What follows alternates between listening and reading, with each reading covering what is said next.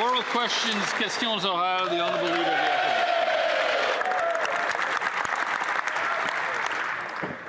In what year will construction begin on a new pipeline to the Pacific? The Honourable Government House Leader.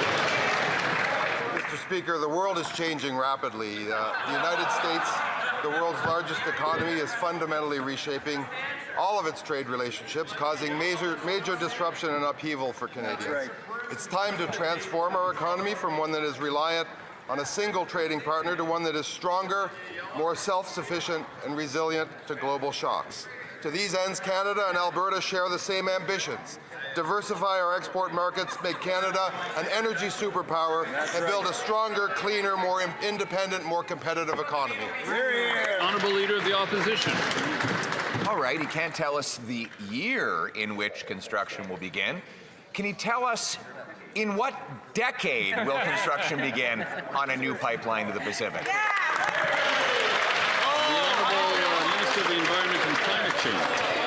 Mr. Speaker, today is a really important day because we are taking important steps forward on cooperative federalism. The Prime Minister has been clear, and we've always known, we cannot reach our climate objectives if we are not working with all of the provinces and territories. Today, Alberta has committed to work with us on clean electricity regulations. They have committed in this agreement to work towards a stronger industrial carbon price. They have committed to work with us on methane regulations. Those are important steps forward for Canada to move towards its climate objectives, and we will keep doing that work. The Honourable Leader of the Opposition. So they don't know the year that construction will begin. They don't know the decade that construction will begin. And the Environment Minister couldn't even bring herself to utter the word pipeline in her answer to the question. And what today's deal allows a proposal for a pipeline to go to an office in 7 months, which will then be studied for 2 years, after which the Prime Minister will give a pipeline veto to the BC NDP Premier, who's already said he's against. Isn't this pipeline going to be built in the year never? The Honourable Government House Leader. Actually, Mr. Speaker, this is a big, large, great, grand day for Canada. Our government has reached an important MOU with Danielle Smith, the Premier, and the province of Alberta that creates an energy transition in all aspects of energy. It sets the stage for an industrial transformation. It will make Canada stronger, more independent, more resilient, and more sustainable, and it will include the largest carbon capture project in the world. It will mean all of Alberta's energy resources are among the lowest energy intensive in the world. The Honourable Leader of the Opposition. Don't tell us when a pipeline will be under construction. Let's just unpack the Prime Minister's allusion here. He's telling the Keep It in the Ground caucus of the Liberal Party that they just need to be quiet because there won't be a pipeline anyway. What he will do is delay it for several years until after a prospective election, during which he can dangle a possible pipeline in front of the people, but after which he can hand veto power that is not in the Constitution over to the BC NDP Premier, who will block the thing from ever happening. Isn't it true that this isn't a pipeline? It's a pipe dream. The Honourable Government House Leader. Mr. Speaker, the country, indeed the world, is calling out for serious leadership, for cooperative leadership, for leadership that brings people together and parties together. I don't think this leader has any conception of what is required to do the kind of development that he is proposing. Of course we will consult and deal with the Premier, the duly elected Premier of British Columbia. Of course we will and have a duty to consult with First Nations. Of course we will do this in a cooperative way. We'll do it in the Canadian way, and we'll do it in the right way, Mr. Speaker. The Honourable Leader of the Opposition. Speaker, they will stand in the way, is what they will do. We know that the only thing stopping a pipeline from Alberta to the Pacific is the Prime Minister. Let's unpack the legality of it. The Constitution, Section 9210A, gives the federal government exclusive approval power for a pipeline. Bill C-5 A bill the Prime Minister pushed through the House of Commons, and we even supported him, gives him the power to approve it. So we only need him to do one thing for this pipeline to happen. Get out of the way. Will he do it? Honourable Minister of the Environment and Climate Change. Mr. Speaker, when Canadians elected our government, they were clear. They wanted to see us build a strong Canada, and they wanted to see us build it well and build it together. They wanted to see that we could work together as a country, and that means that we do things like this agreement with Alberta that helps us move forward on industrial carbon pricing, moves forward on methane regulations, moves forward on clean electricity, but also respects other jurisdictions like the province of British Columbia, with which we must seek agreement. The Honourable Leader of the Opposition. Well, she accidentally told the truth, Mr. Speaker. She didn't say that it moves forward on a pipeline. She said it moves forward on an industrial carbon tax. A carbon tax that will increase the cost of everything it takes to build a home. So it's a tax on homes. On everything it takes to grow food. So it's a tax on food.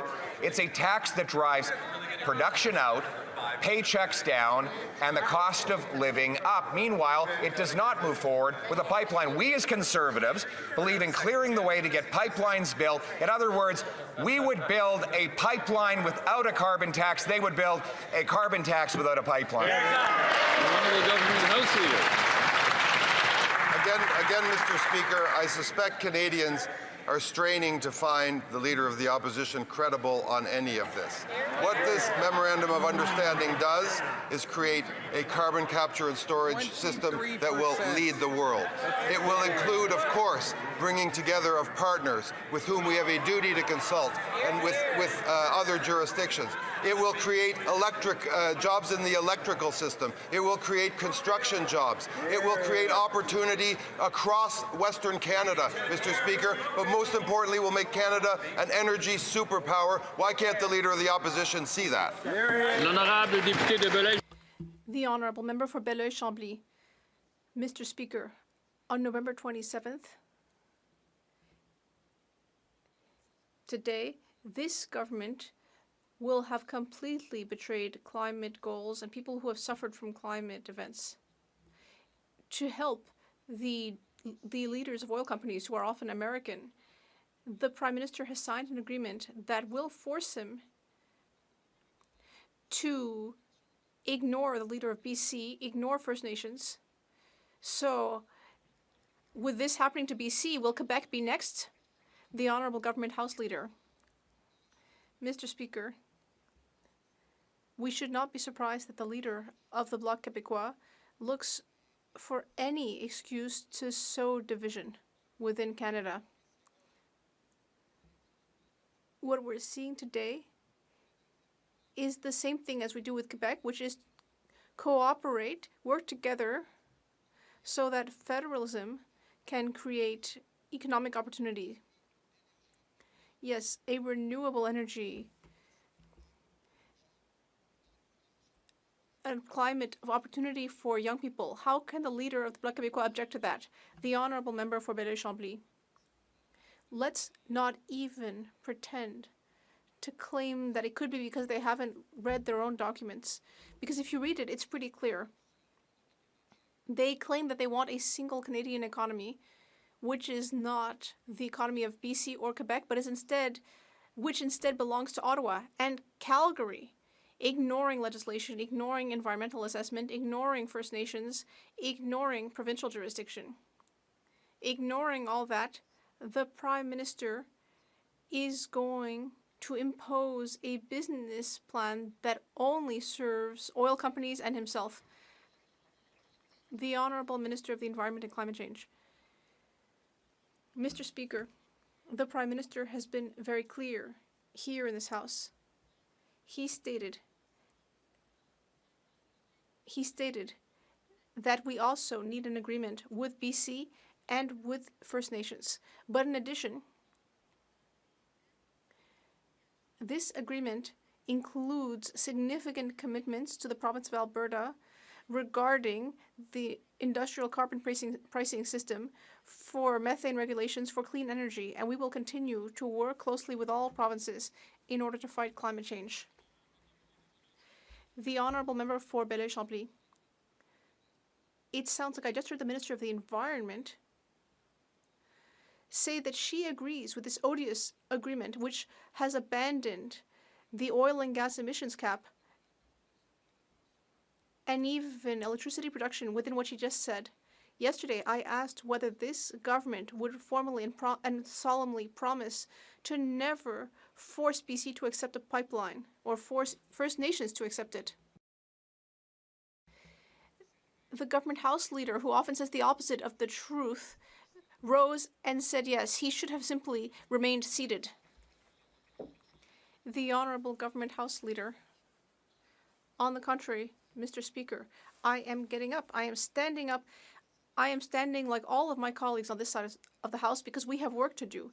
We have the work of building a nation, working together with provinces, consulting First Nations, and building a climate framework which will enable us to reach net zero by 2050.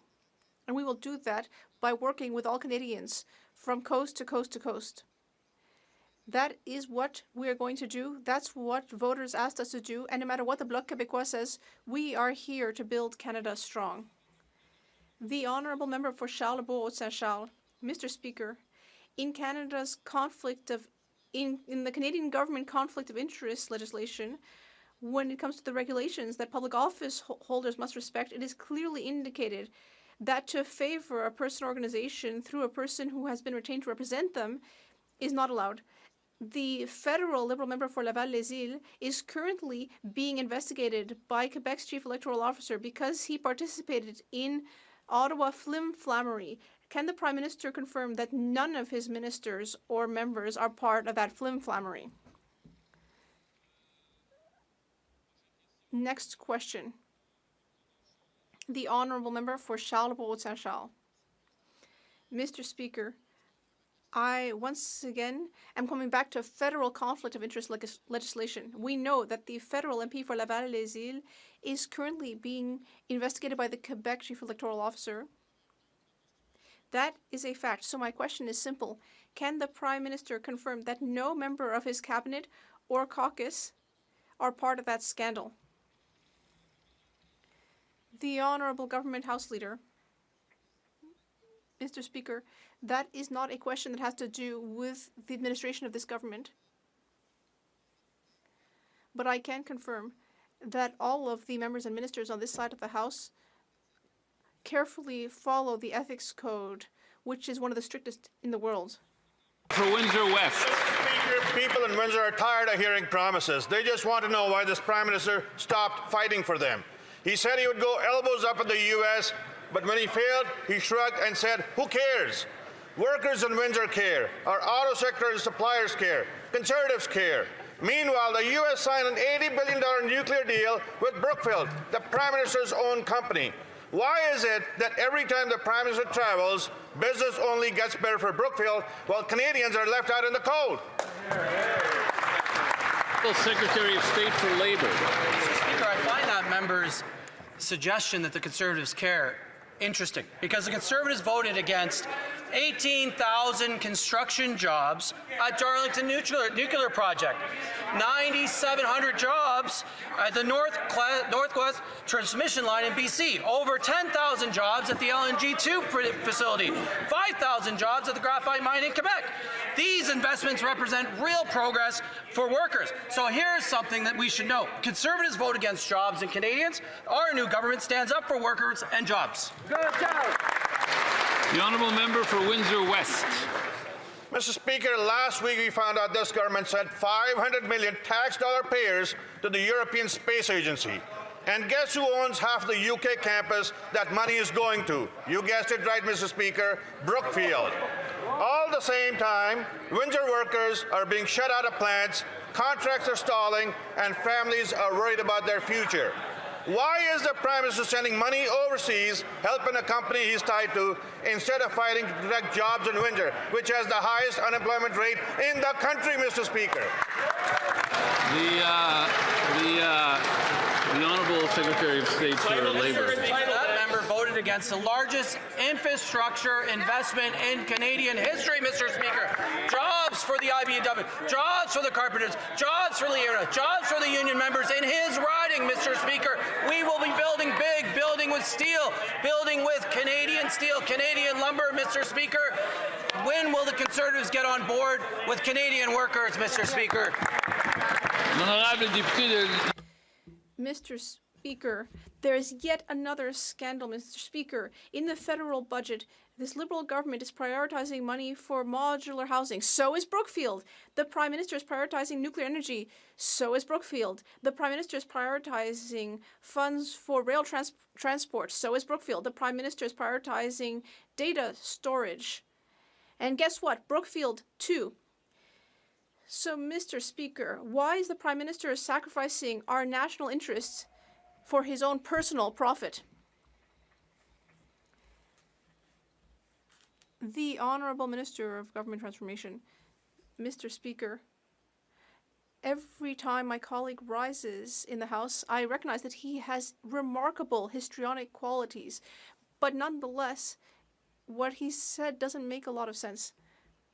When his leader was housing minister, he only managed to get 6 units of affordable housing built. On this side of the House, we will be working hard to build affordable housing, to increase housing supply, reducing pressures for first-time buyers. That's good news for Canadians. The Honourable Member for Lévis-Lobinière. I'll give some more examples, Mr. Speaker. The Prime Minister is prioritizing AI, so is Brookfield. The Prime Minister is prioritizing clean energy, so is Brookfield. Last week, we learned that the Liberals put $500 million taxpayer money, gave that money to the European Space Agency. And who owns 50% of the campus? Brookfield, of course. Why is the Prime Minister sending our jobs abroad, our money into space? Why is he placing his own financial interests before those of all Canadians?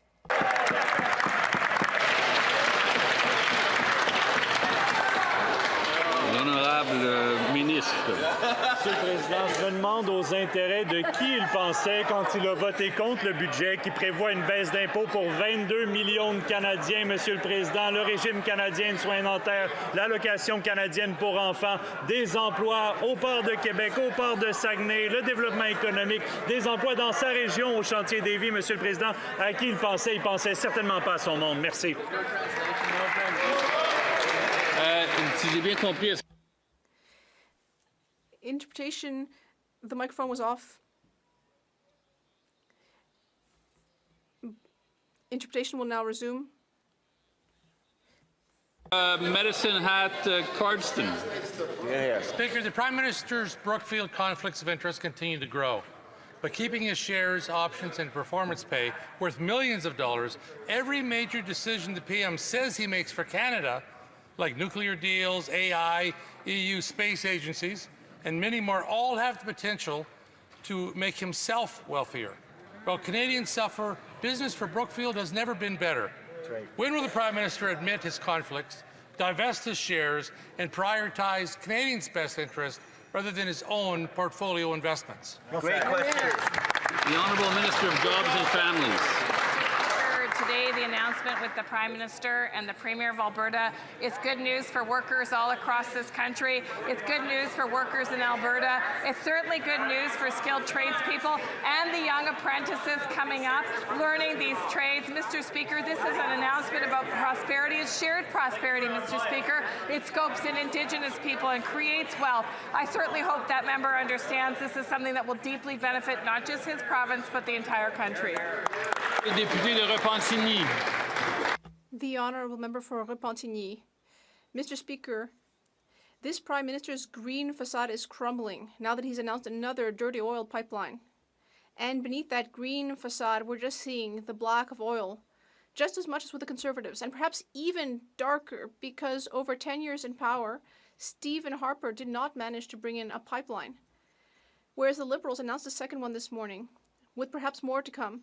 They seem to have given up completely on meeting their climate emissions targets. When it comes to the environment, are they worse than the Conservatives, or is it all just the same thing? The Honourable Minister of the Environment. Mr. Speaker, I've said it before and I'll say it again. We can only meet our climate targets by working closely with provinces and territories. Canadians elected us because they wanted to see us working with the provinces and territories. And that's what we're doing with this agreement. Alberta has committed to working with us on an industrial carbon price, on methane emissions, and on clean electricity. That is what we have to do that is what we have to do to fight climate change, and that's what we will do. The honourable member for Repentigny. Mr. Speaker, it's hard to believe that the Minister of the Environment is defending pipelines. I can't believe what I'm hearing. Let's look at what our so-called Green Prime Minister is doing. He put an end to carbon pricing. He has given up on zero-emission vehicle targets. He has put an end to the emissions cap for the oil and gas sector, billions of dollars in tax credits for fossil fuel, boycotted COP30, given up on environmental assessments for oil projects under C5. And today we have yet another pipeline which will undermine the oil tankers moratorium in a marine protected area. Is this the Liberal government or is this Donald Trump's policy? The Honourable Minister. Mr. Speaker, Canadians elected us to build Canada strong, and that is what we're going to do. Let's look at the projects we've brought forward. We brought in a hydroelectric project in Iqaluit. We brought in a clean electricity project in the northern part of BC. We are going to continue doing the work. Today is yet another time when we are continuing to maintain an industrial carbon price. We are continuing to have methane regulations, clean electricity regulations, not just regulations, but what we are going to build. The Honourable Member for Richmond North Vaska. Thank you, Mr. Speaker.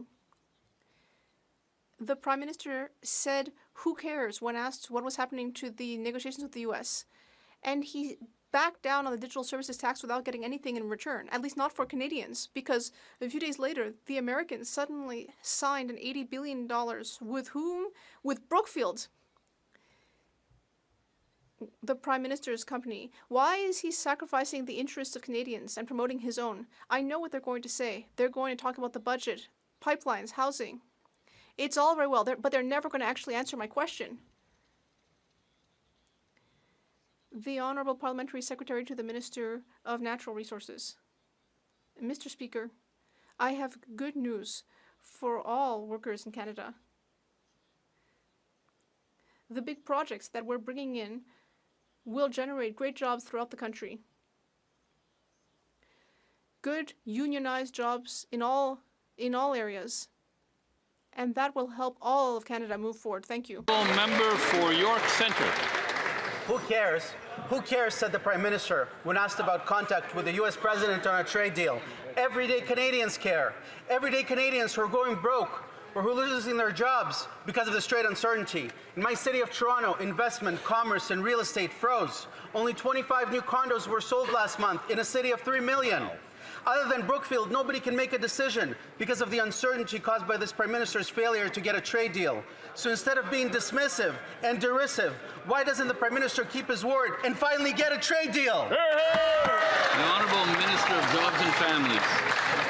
Yesterday, I stood with the Prime Minister and the President of DeFasco as we announced additional supports for steel, for lumber, Mr. Speaker, for the communities and their organizations and their employees that have been deeply impacted by tariffs. And Mr. Speaker, they're not only encouraged by our support, but they're excited about the future. And you know why, Mr. Speaker? Because they have an opportunity through Buy Canada policies to pivot their products and sell to Canadian projects. And Mr. Speaker, that's what Canadians expect, that we invest in ourselves, that we take care of ourselves, something these guys can't get. Exactly. The Honourable Member for Richmond Hill South. This Prime Minister went from promising elbows up to throwing his hands up, saying who cares the moment the President pushed back. He caved on the digital services tax, abandoned counter tariffs, and walked away from the softwood legal fight, leaving Canadian workers totally defenseless. We thought he got nothing in return, but it turns out he got nothing for Canadians, because just days later, the Americans signed an $80 billion nuclear deal with his former company, none other, Brookfield. So while Canadian workers are left standing in the penalty box, the Prime Minister's friends are skating away with the puck. Why is this Liberal Prime Minister trading away Canada's national interests while advancing his own personal interests? The Honourable Secretary of State for Labour. Mr. Speaker, again, that member voted against the budget, which is going to see the largest investment in infrastructure across this great country, Mr. Speaker. We're going to be building homes, building community centers, hospitals, bridges, roads, Mr. Speaker, all with Canadian steel, Canadian lumber, Canadian unionized worker. Mr. Speaker, every day the Conservatives come in here and they vote against jobs and they vote against Canadians. Member for Kitchener South Hespeler. Mr. Speaker, that member did not answer the question, so I'm going to ask it again. The Prime Minister caved on counter tariffs, on digital services taxes, on legal disputes with the softwood lumber. We thought he was getting nothing for Canadians, but it turns out he was getting lots for his company, Brookfield. Days after he was in the White House, the Americans signed an $80 billion nuclear reactor deal with Brookfield. Why is it that everywhere the Prime Minister goes, Brookfield gets a sweet deal and Canadians get no deal? Why? Honourable Minister of International Trade. Mr. Speaker, speaking about trade, Canadians know that 2/3 of our economy is powered by trade. We're opening doors for Canadian products to reach new global markets. We signed new trade deals with Ecuador, Indonesia, an investment agreement with UAE, securing $70 billion commitment for more investments in Canada. This is what this government is focused on, is opening new doors and more opportunities for Canadian workers and businesses. Thank you, Mr. Speaker. The Honourable Member for Niagara West. Mr. Speaker, can the Prime Minister explain to Canadians why every time we ask about a conflict of interest with Brookfield, his answer is basically, who cares? Nothing to see here. Just ignore the fact that I used to run the place. Because Canadians are starting to wonder, if Brookfield were any closer to this government, would it need a visitor's pass or just a set of cabinet keys? So my question is simple. How can Canadians trust decisions aren't being made in the boardroom instead of the House of Commons? Or is this Liberal government now offering loyalty points for conflict of interest? The Honourable Secretary of State for Financial Institutions. Mr. Speaker, Canadians made a decision on April 28th between two visions for this country. A vision of hope, a vision of leadership versus slogans and division. Our Prime Minister is a world economic and business leader. He has traveled the world building up relationships and signing deals to build our economy, something that leaders never worked a day in. Thank you, Mr. Speaker. Member for Peterborough. Mr. Speaker, on this side of the House, we know meaningful consultation with Indigenous right holders is essential to protecting rights, supporting sustainable development, and building respectful long-term relationships. Could the Minister of Crown Indigenous Relations share how early and ongoing engagement with Indigenous communities is helping improve our federal approach to consultation? The Honourable Minister of Crown Indigenous Relations. Thank you, Mr. Speaker. All major projects will only proceed after meaningful consultation with Indigenous rights holders. We cannot and will not move forward at the expense of Indigenous rights. Budget 2025 invests $10.1 million in the federal initiative on consultation. This includes funding for consultation protocols, which set out clear, mutually agreed processes for how communities want to be engaged, making consultations more efficient and respectful. We have also invested in Indigenous-led resource centres, which provide the research, technical advice, and expertise communities need. The Honourable Member for Regina Capel. Mr. Speaker, the Liberals killed the Northern Gateway pipeline project, making Canada more dependent on the U.S. Now this Prime Minister is putting on a big show, but he's setting up another process for a pipeline to fail with new hurdles and hoops, and worst of all, a massive increase to the industrial carbon tax. The proposed pipeline is never going to happen because this Prime Minister is giving a veto to the BC Premier. But what is guaranteed to happen after April 1st is Albertans will pay a very real and very massive hike to the industrial carbon tax. Why is this Prime Minister more intent on hiking carbon taxes instead of building pipelines? The Honourable Government House Leader. It's perplexing to us over here why they keep talking about some supposed veto by the BC Premier when, in fact, of course, we will deal with the people and the province of British Columbia. But what they don't mention is the signature of the Premier of Alberta on a memorandum of understanding that commits us to consulting provinces, consulting First Nations, building out clean and renewable technologies, an electric grid, and building and creating opportunity for young Western Canadians for generations to come. For Regina Capel. It doesn't matter how many signatures they put on that MOU if they give a giant veto stamp to the British Columbia Premier, Mr. Speaker. Instead of just repealing all the Liberal leave-it-in-the-ground laws that killed energy projects, this Prime Minister has just unveiled a new process that is designed to fail. He's giving an unconstitutional veto to the BC Premier. He's forcing Albertans to pay billions to put air into the ground, and now he's hiking the industrial carbon tax. Every time the Liberals hike those carbon taxes, everything gets more expensive. Why is this government forcing through a massive hike to the carbon tax instead of just getting out of the way? The Honourable Government House Leader. As Canadians watch this debate unfold, Mr. Speaker, they will take note of lines like putting air into the ground. In fact, we are putting carbon into the ground. We are taking it out of the atmosphere, making our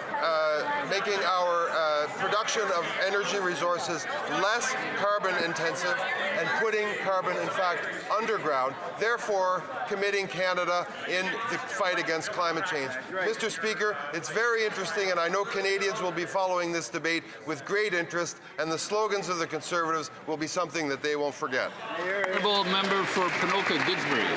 Mr. Speaker, the current Prime Minister was the advisor to the last Prime Minister, and under his watch, no private company was able to build a pipeline. Not TC Energy, not Enbridge, not Kinder Morgan, just the Canadian taxpayer.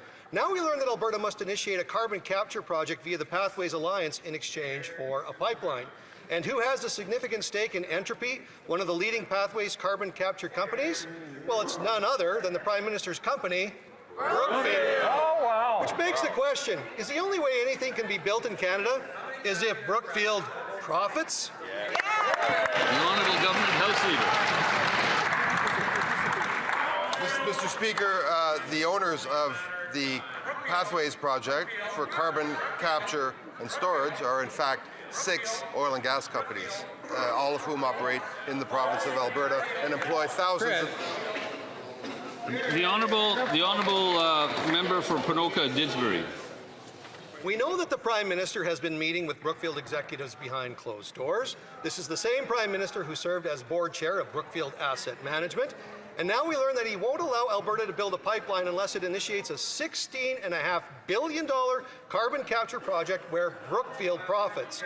The taxes and royalties from a pipeline should be used for doctors, nurses, roads, schools, police, housing, and securing our country. But instead, billions will now pour into the coffers of corporate giants and Liberal insiders, including, of course, Brookfield. How much revenue does the Prime Minister have to divert to his own company before he demands that Canada just simply change its name to Brookfield? The Honourable Government House Leader.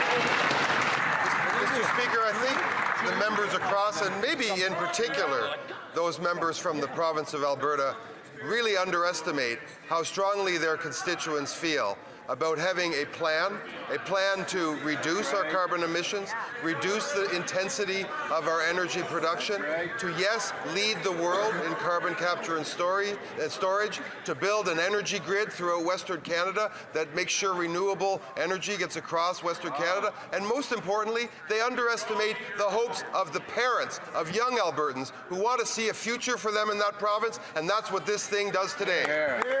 The Honourable Member for Cloverdale-Langley City. Mr. Speaker, the Prime Minister's own cabinet and caucus are fighting over this pipeline announcement. Ministers are worried, BC Liberal caucus members are seething and angry, and leaks are coming out by the hour. Meanwhile, Canadians know the real issue.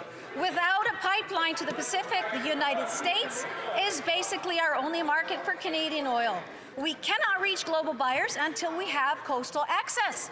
When will the Prime Minister stop managing caucus drama and start using his authority that he already has to guarantee a pipeline built to the coast? The Honourable Secretary of State for Labour. Mr. Speaker, today is an important day because this MOU means jobs in clean energy, jobs building data centers, jobs building the largest carbon capture project in Canada.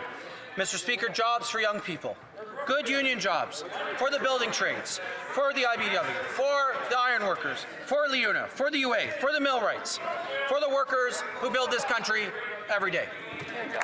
The honourable member for Cloverdale Langley City. Mr. Speaker, approving a nation-building project like a pipeline to the coast is the Prime Minister's responsibility. It sits squarely in the federal government's hands. But instead of owning that responsibility, the Prime Minister is letting the NDP Premier in BC have a veto. And he's doing it to calm the anger in his own caucus, not to move the country forward. Mr. Speaker, when will the Prime Minister stop hiding behind the NDP Premier and make the call that only his government has the jurisdiction to make?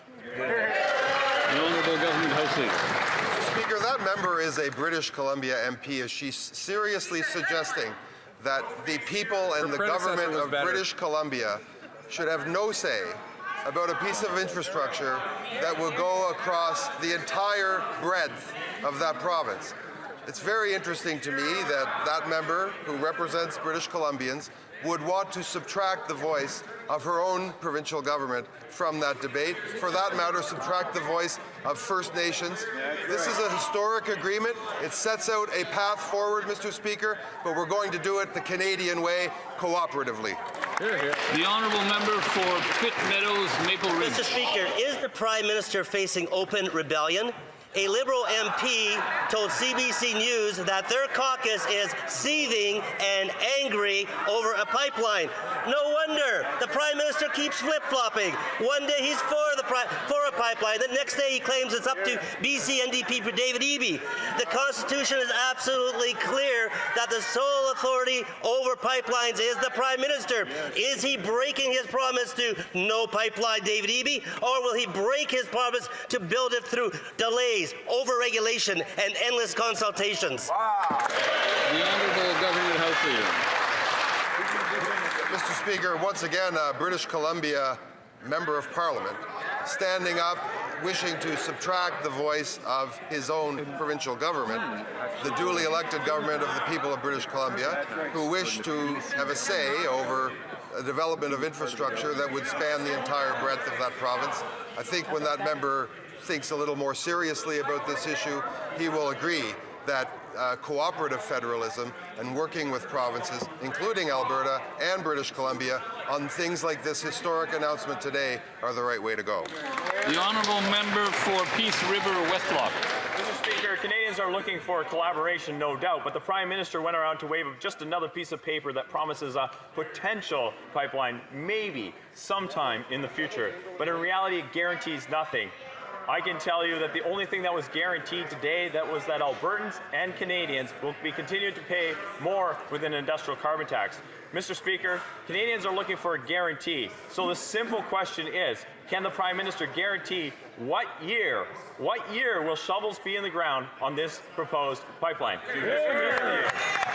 The Honourable Government House Leader. Well, Mr. Speaker, two British Columbian MPs who want to subtract the voice of their provincial government. Now an Albertan MP who questions the wisdom of the Conservative Premier of Alberta, whose signature is still wet on a memorandum of understanding that comprehensively sets out an economic path forward for her province, for the young people who wish to create an economic future for themselves in that province. Mr. Speaker, I'm amazed that these Conservative MPs from British Columbia and Alberta want to deny their own provincial governments the ability to create an economic future in Western Canada. The honourable member for Airdrie Cochrane. Well, Mr. Speaker, there is still no construction date for a pipeline, and the Prime Minister blames everyone else.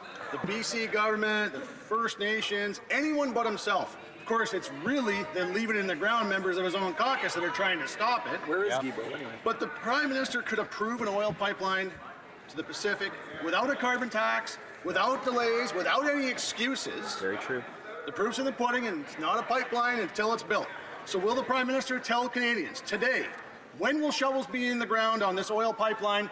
Just give us a year. The Honourable Minister of Justice. Mr. Speaker, it's been interesting to see the Conservatives have a newfound interest in Canada's Constitution.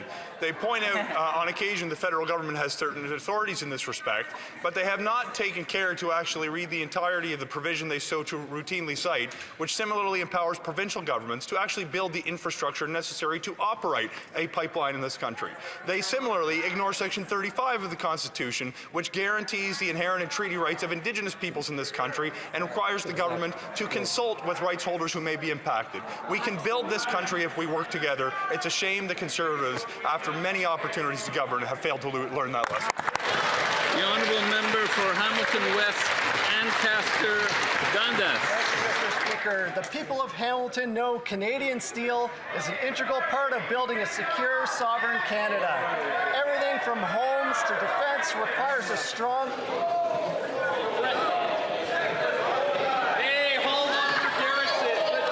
Member, I'll let the honourable member start over, but without gesticulation. The honourable member for Hamilton West, Ancaster Dundas. Thank you, Mr. Speaker. The people of Hamilton know Canadian steel is an integral part of building a secure, sovereign Canada. Everything from homes to defence requires a strong industrial steel sector. With the announcement yesterday, it's clear that our government is focused on building Canada strong, Canadian steel to build Canadian products, building the strongest economy in the G7. Can the Minister of Jobs and Families... Excuse me, the honourable member from the top, please.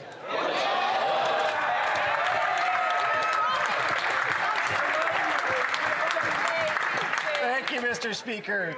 The people of Hamilton know Canadian steel is an integral part of building a secure, sovereign Canada. Everything from homes to defence requires a strong industrial steel sector.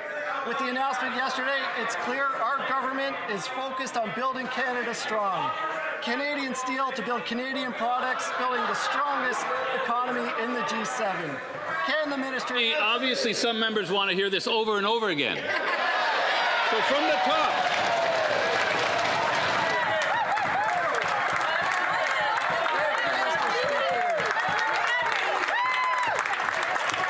The people of Hamilton know Canadian steel is an integral part of building a secure, sovereign Canada. Everything from homes to defence requires a strong industrial steel sector.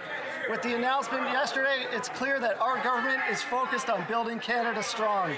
Canadian steel from Canadian products, building the strongest economy in the G7. Can the Minister of Jobs and Families please tell this House how our government is supporting steelworkers as we transition to buy Canadian industrial self-reliance?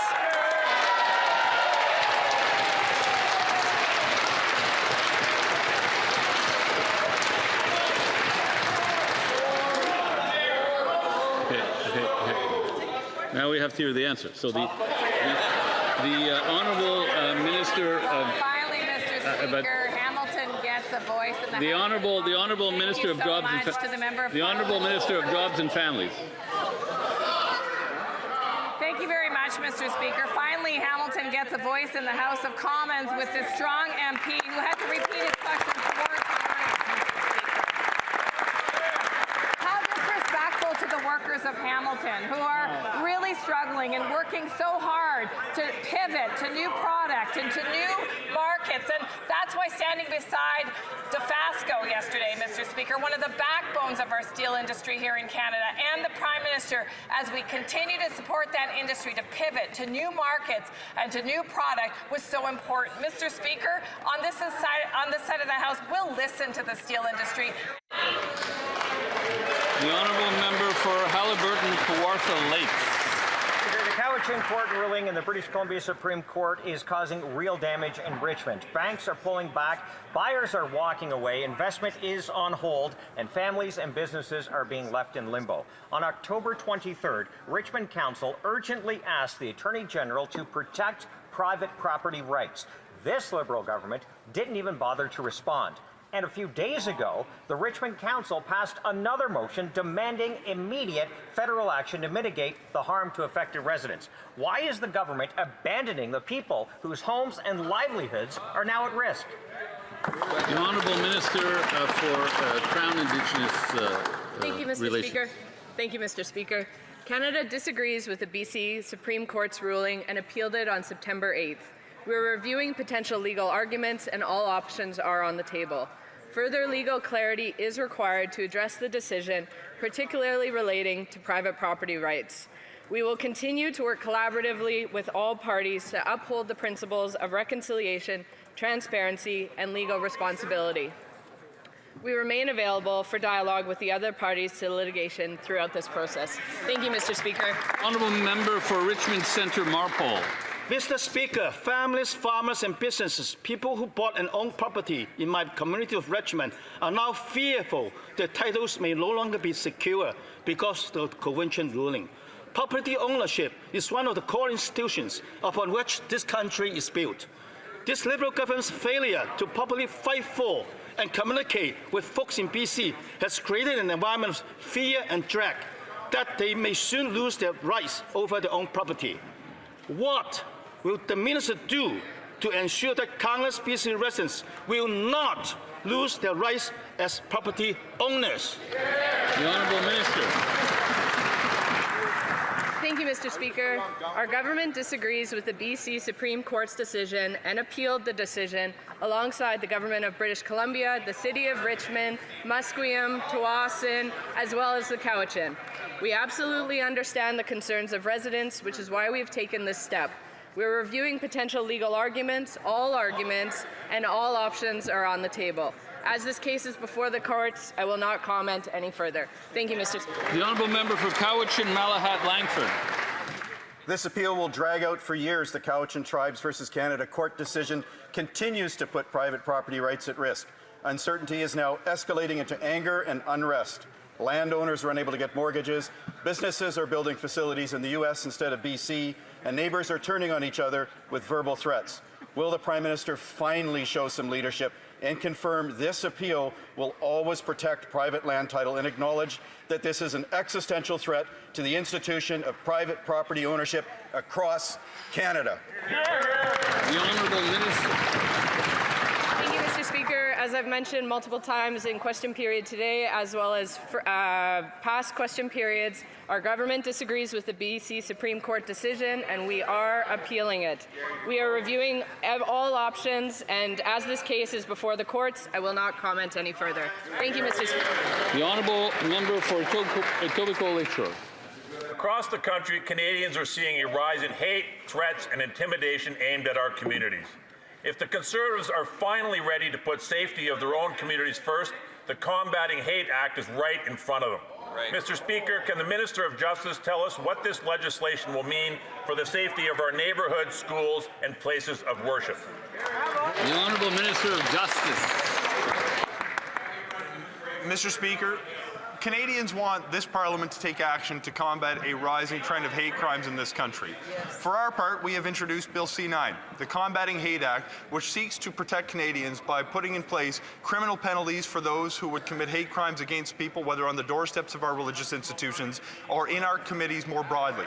This is an important day in the future of this legislation. The Justice Committee will be looking at the specific clauses of this bill after question period today, and Canadians will come to understand which parties are interested in protecting communities against hate and which are more interested in obstructing and delaying this legislation. When Canadians are watching, I hope we can demonstrate a spirit of... The Honourable Member for Calgary Nose Hill. A senior Liberal debating my bill to stop leniency for non-citizens convicted of serious crimes said this: if someone is going out there and raping another individual, do we really believe that they are going to get special treatment from a judge? Well, the very next day, there was a report of a non-citizen in Barrie being convicted of raping a 13-year-old little girl and impregnating her twice. And the rapist had been given an adjournment to see what impact his guilty plea would have on what? His immigration status. Oh. Will the Liberals admit that they were wrong? The Honourable Secretary of State for Combating Crime. Mr. Speaker, there are provisions in place if a non-citizen commits a crime and serves a sentence. Right. They are removed from Canada. Mr. Speaker, CBSA works on these cases and they prioritize criminal cases, in fact, when making removals.